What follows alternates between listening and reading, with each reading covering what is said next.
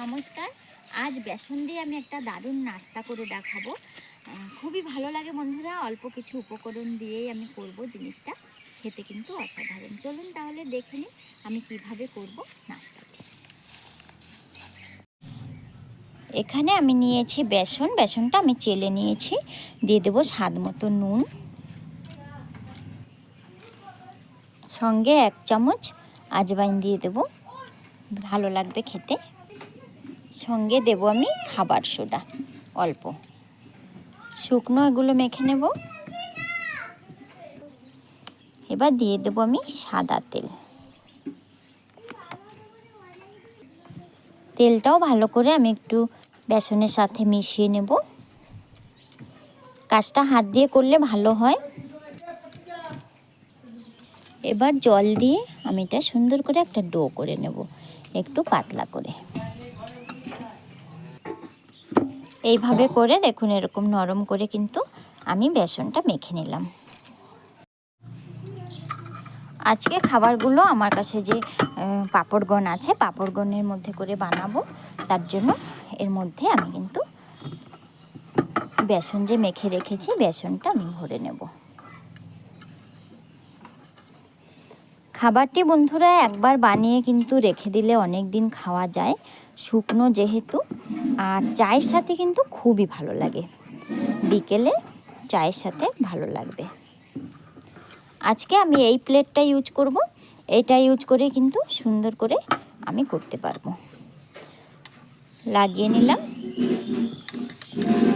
এবার এটা লাগিয়ে নেব, ভালো করে টাইট করে এটা লাগাতে হবে। এদিকে একটা কড়াইকে আমি ভালো করে প্রথমে গরম করে নেব।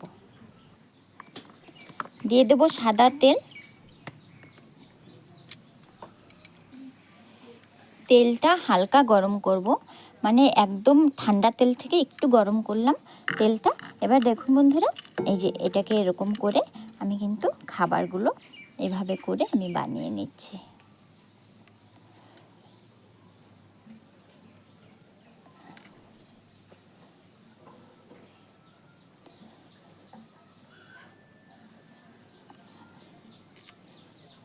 এইভাবে করে করে আমি কিন্তু ঠান্ডা তেলে, আপনারা দেখলে বুঝতেই পারছেন তেলটা কতটা গরম হয়েছে।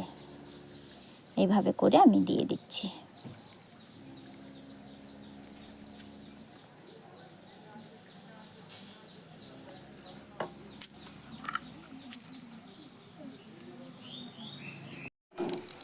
গ্যাসের ফ্লেমটা লো করে আমি আস্তে আস্তে কিন্তু এভাবে নাড়াচাড়া দিতে দিতে ভেজে নেব, নাহলে বন্ধুরা লাল হয়ে যাবে, উপর থেকে ভালো লাগবে না।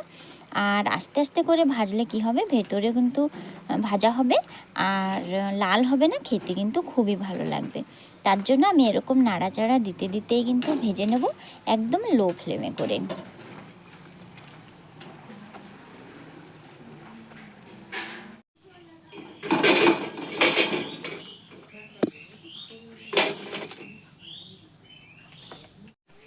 এইভাবে করে আমি সবগুলো ভেজে নিলাম। সবগুলো হয়ে গেছে। অল্প একটু বেসন দিয়ে বন্ধুরা দেখুন আমি কতগুলো করেছি। আর রেসিপিটা কেমন লাগলো অবশ্যই জানাবেন কমেন্ট করে। ভালো লাগলে লাইক শেয়ার করুন। আর যারা আমার চ্যানেলে নতুন বন্ধুরা আছেন তারা অবশ্যই সাবস্ক্রাইব করে আমার পাশে থাকুন। যারা সাবস্ক্রাইব করেছেন তাদেরকে অনেক অনেক ধন্যবাদ। বন্ধুরা, আমার কাছে পাঁপড়গণ আছে, যাদের কাছে নেই তারা কিন্তু তেলের প্যাকেটেও করতে পারেন। তাহলে বন্ধুরা দেখা হবে আর একটা সুন্দর রেসিপিতে। ভালো থাকুন, সুস্থ থাকুন।